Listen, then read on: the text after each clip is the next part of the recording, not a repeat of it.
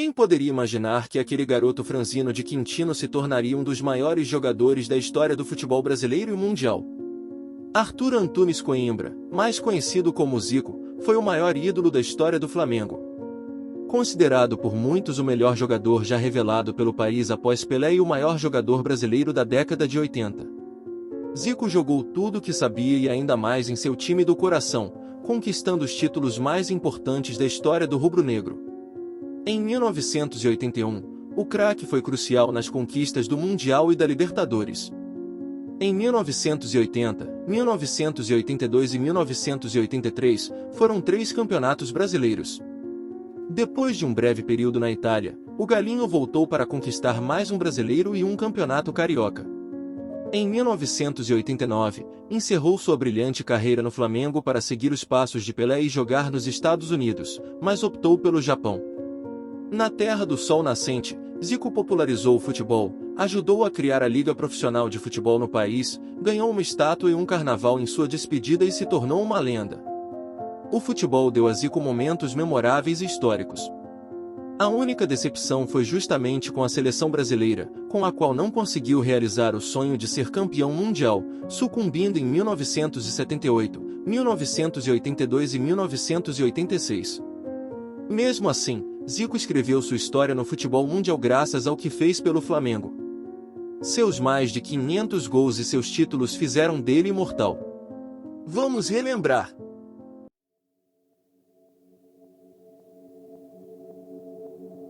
Desde pequenos, Zico já impressionava com sua habilidade com a bola no bairro de Quintino Bocaiúva, localizado na zona norte do Rio de Janeiro.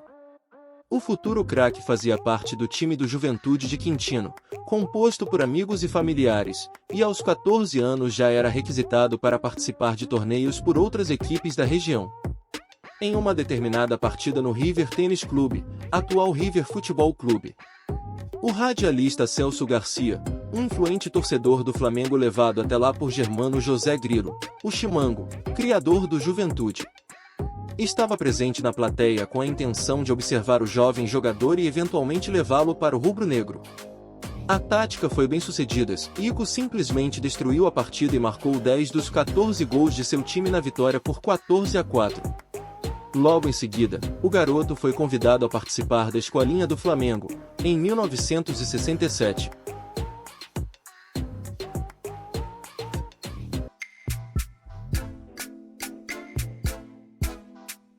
Depois de um intenso treinamento e uma rápida ascensão, Zico fez sua estreia pelo time principal do Flamengo em 1971, marcando um gol no empate por 1-1 contra o Bahia, em Salvador.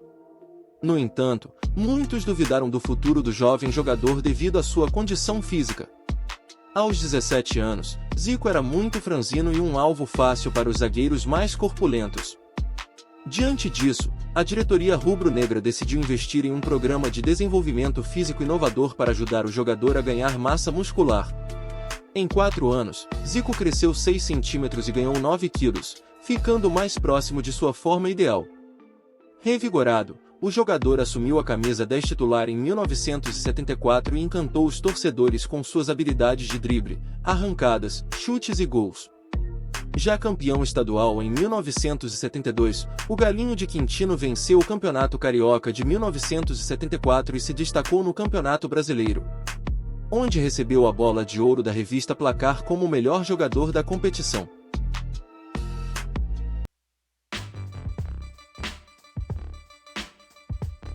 Depois de completar seu programa de fortalecimento muscular, Zico foi alvo fácil dos invejosos de plantão. Muitos afirmavam que ele era apenas um craque de laboratório, que foi produzido dentro do Flamengo, ou que só jogava bem no Maracanã. Todas essas afirmações se mostraram absurdamente falsas e sem sentido, como o próprio craque demonstraria a partir de 1978.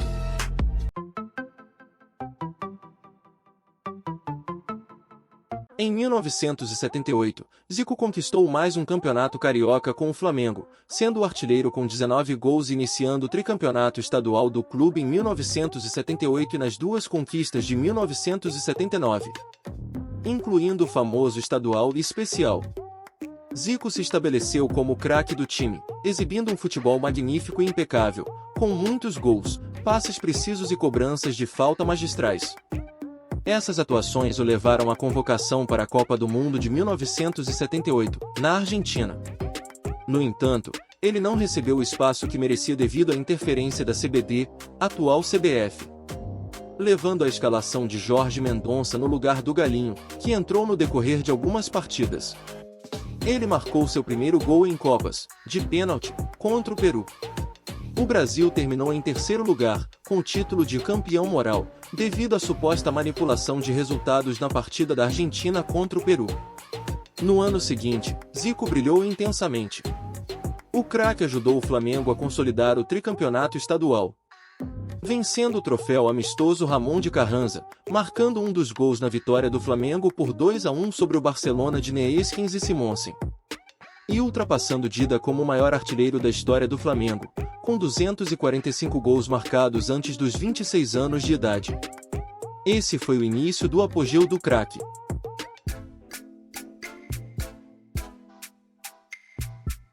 Em 1980, o Flamengo iniciou uma era de ouro, também conhecida como Era Zico, com uma equipe de craques excepcionais, como Adílio, Andrade, Leandro, Júnior, Tita, Moser e Nunes, além do lendário Zico. O time carioca apresentava um futebol de tirar o fôlego, com uma qualidade sem precedentes no futebol brasileiro.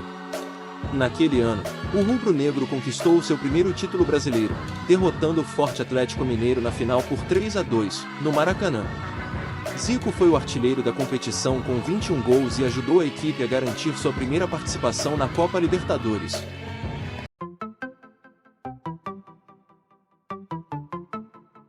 Zico liderou com maestria o Flamengo rumo ao título da Libertadores. O craque jogou extraordinariamente bem e foi o artilheiro da competição com 11 gols. Zico mostrou seu poder de decisão justamente quando o time mais precisava dele, na final contra os chilenos do Cobreloa. No primeiro jogo, no Maracanã, Zico marcou os 2 gols da vitória por 2-1. Na partida de volta, houve muita catimba e o Cobreloa venceu por 1-0. Na terceira e decisiva partida, em campo neutro, Zico brilhou novamente e marcou os 2 gols da vitória do Flamengo por 2-0, sendo o segundo um golaço de falta.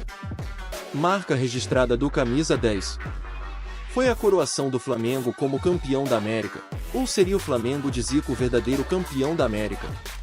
Afinal, o nome Zico se tornaria uma complementação básica do time rubro-negro dali em diante.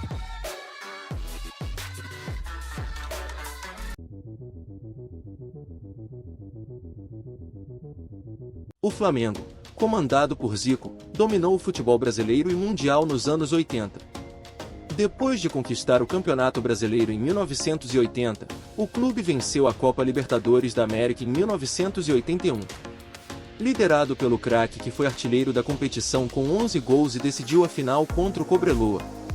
O time carioca também levantou a taça do Campeonato Carioca daquele ano, incluindo uma vitória épica por 6-0 sobre o Botafogo.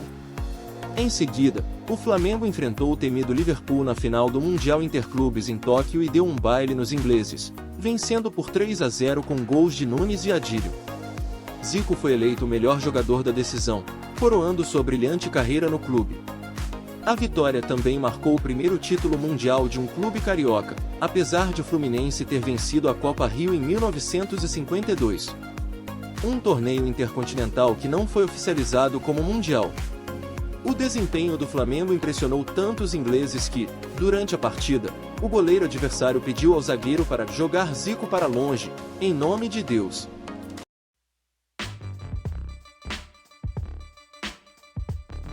Zico e o Flamengo continuaram a acumular títulos. Em 1982, conquistaram mais um campeonato brasileiro, vencendo fora de casa o poderoso Grêmio, que era o atual campeão nacional. O gol da vitória por 1-0 foi marcado por Nunes, com uma assistência do Galinho. Mas o maior desafio de Zico ainda estava por vir, a Copa do Mundo de 1982.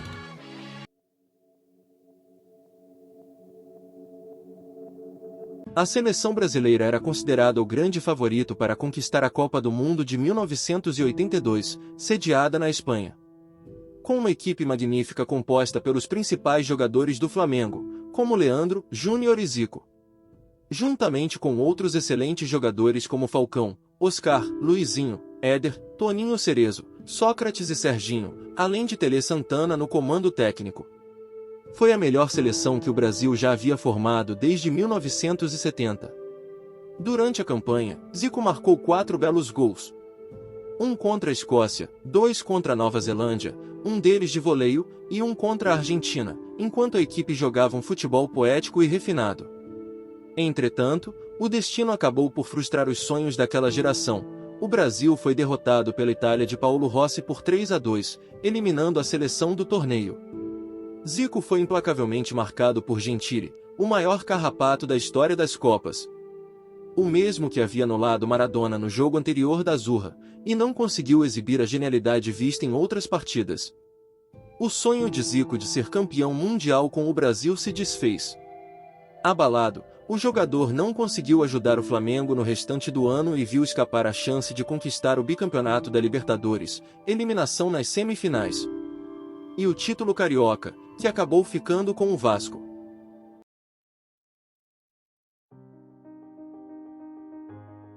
Em 1983, Zico brilhou novamente e liderou o Flamengo ao seu 3º título brasileiro, igualando a marca do Internacional, então o maior campeão nacional.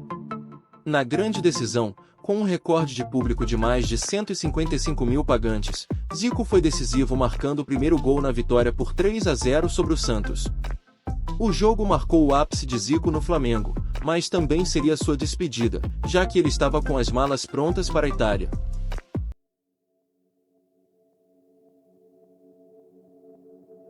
Em 1983, Zico escolheu a pequena Udinese como seu primeiro clube estrangeiro, apesar do interesse de grandes equipes italianas.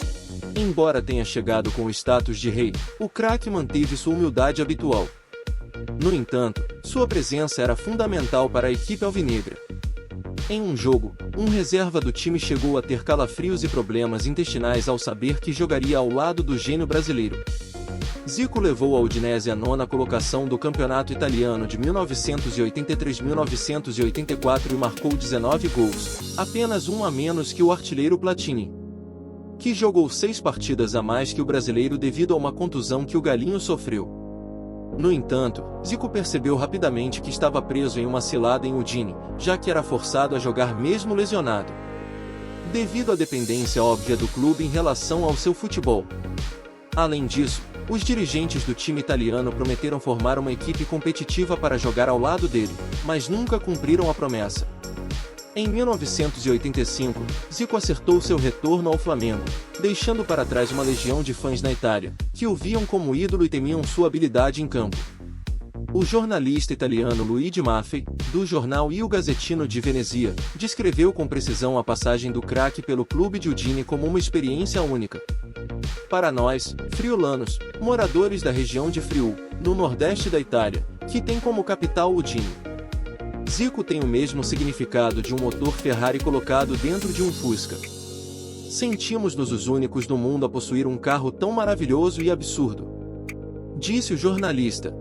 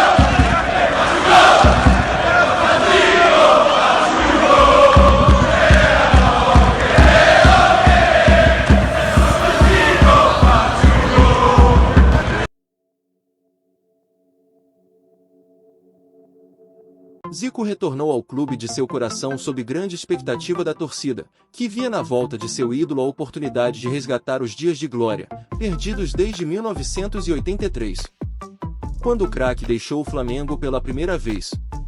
No entanto, a felicidade foi efêmera. Durante uma partida contra o Bangu, a carreira de Zico sofreu uma reviravolta.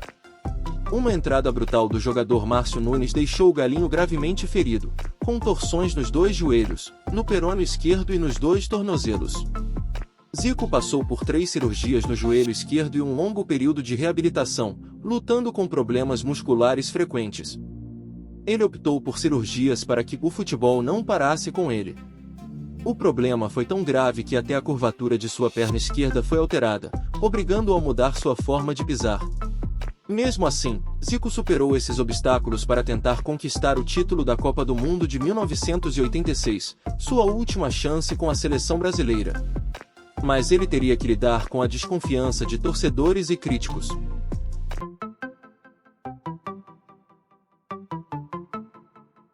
No clássico Fla-Flu de 1986, que marcou a estreia de Sócrates no Flamengo, Zico surpreendeu seus críticos com uma atuação brilhante. Enquanto a torcida celebrava o doutor, foi o Galinho que roubou a cena, marcando 3 gols, um deles de falta, na goleada por 4-1 do rubro-negro. Após a lesão, Zico precisou adaptar seu estilo de jogo, deixando de lado as arrancadas e dribles em direção ao gol, e passando a usar mais a cadência. Toques de primeira e lançamentos de curta e longa distância.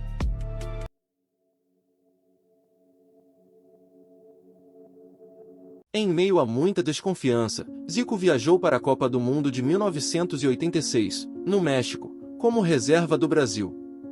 Durante o torneio, ele jogou apenas 3 partidas, contra a Irlanda do Norte na fase de grupos, contra a Polônia nas oitavas de final e contra a França nas quartas de final.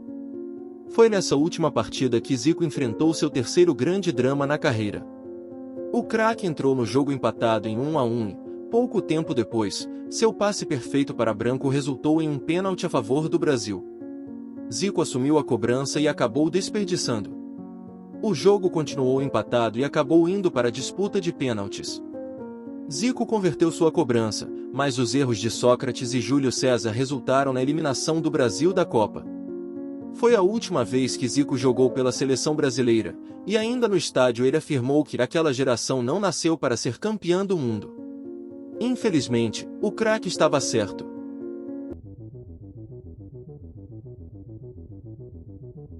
Em 1987, Zico liderou a nova safra de talentos do Flamengo, Aldair, Leonardo, Zinho e Bebeto, para o 4º título nacional, a polêmica Copa União, que também coroou o Sport como campeão. O título seria reconhecido posteriormente pela CBF como Campeonato Brasileiro e seria a última conquista do Galinho com o manto rubro-negro. Em 1989, após altos e baixos, ele decidiu encerrar sua carreira, e o fez de forma magnífica, uma vitória por 5-0 sobre o Fluminense. Com um gol do craque marcado da maneira que ele mais gostava, de falta. Zico realizou seu sonho de terminar com um gol dessa maneira e declarou na época que era exatamente o que ele queria. Seria o fim da era do maior ídolo da história do Flamengo? Temporariamente.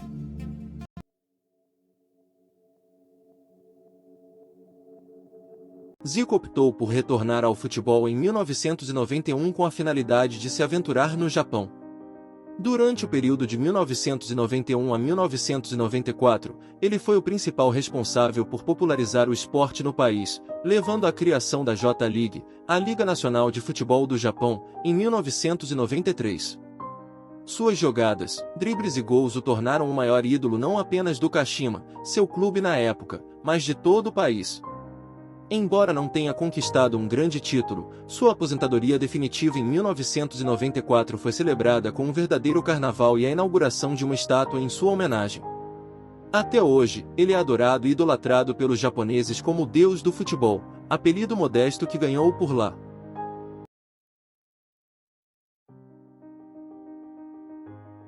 Zico pode não ter ganhado a Copa pela seleção brasileira, mas suas conquistas em seus 3 clubes de coração, os títulos que ganhou, o impacto social que gerou e a missão que liderou no Japão já o estabelecem como um dos maiores nomes do futebol mundial.